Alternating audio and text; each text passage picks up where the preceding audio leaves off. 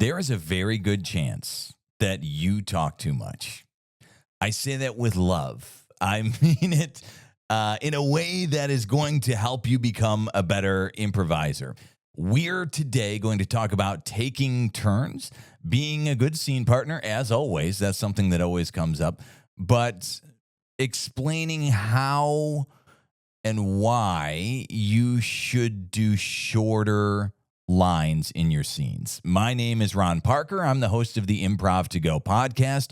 Check it out if you get a chance. We're here on YouTube. We're on all of the podcast streaming platforms as well, if you like the old school audio version. So you're in scenes. You're out there. You're killing it. You feel like you're killing it anyway. You're stealing the show. That's number one, a problem. You don't want to be the focus of attention all the time. You want to share with your scene partner. That is what improv is about. We keep saying, we keep telling you, we keep meaning every time we say it. So here are the problems that you're going to run into if you start doing lines that are too long or too many lines in a row. You are going to stop having the game with your partner where they get to add stuff, you get to add stuff. You're going to stop making the scene a group effort that you both or all, if you have a bunch of people in a scene, are creating together. And you're just going to kind of steal that away. And it's not as impressive to an audience. It's not as fun for the people in the scene. And it just usually ends up with a worse overall product. So how long is too long for your turn, for a line of your dialogue, I guess? One or two sentences? Two sentences is honestly pretty long for an improv scene. And this is later when you get really good. One of the rules that you can break, there are scenarios, they're probably few and far between, where you can monologue a little, go a little bit longer if the scene calls for it. But usually you are going to do a sentence, maybe two, and then your turn is relinquished. You're going to give it over to your scene partner. And here is the way I usually hear it play out if somebody is not doing that. So let's say that you are in a scene and you decide to say something to the effect of, I'm a robot. And instead of stopping there, in your head, you're thinking, oh man, so far in this scene, we've been talking like human beings. I haven't been using a robot voice. I haven't made any mention of my appearance being robotic, anything like that. I just decided to throw out, I'm a robot, which can be fine, but you feel like you have to fix that immediately, probably, is what's happening in your brain.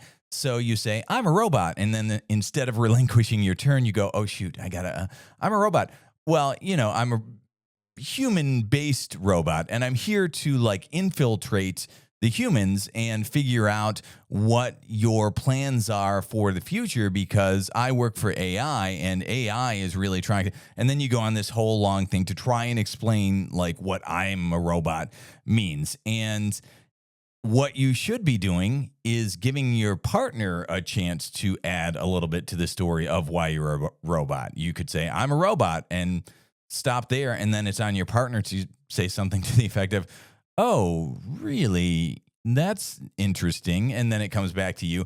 And then it's not this, big long monologue, and you guys are kind of piecing together what that is and what it means and why that's funny together, instead of you having to take on the entirety of the burden of explaining that.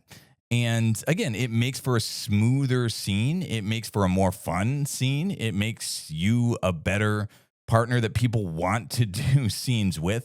So it's an old school tenet that you learned in kindergarten, before that, whatever, that you have to take turns. And again, that's what improv is about. It's about taking turns and not going on and rambling. If you're more than a sentence or two, it's going to sound to everybody, the audience, your partner, like you are just rambling on and giving details that sometimes don't need to be there.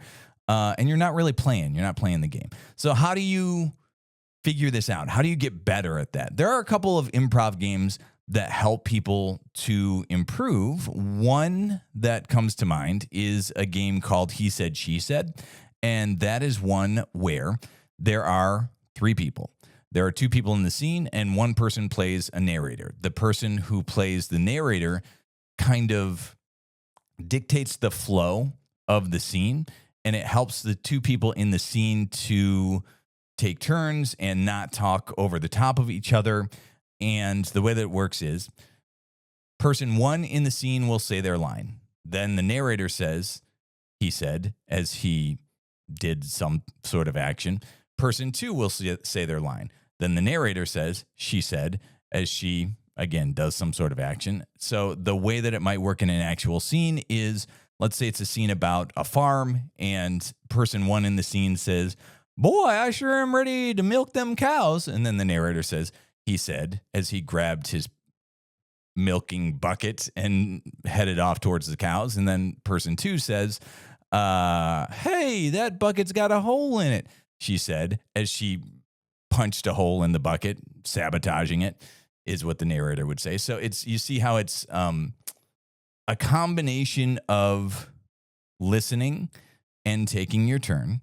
And the narrator is kind of the stopgap between that. And it makes it a lot easier to build the story together, to only do kind of one line at a time.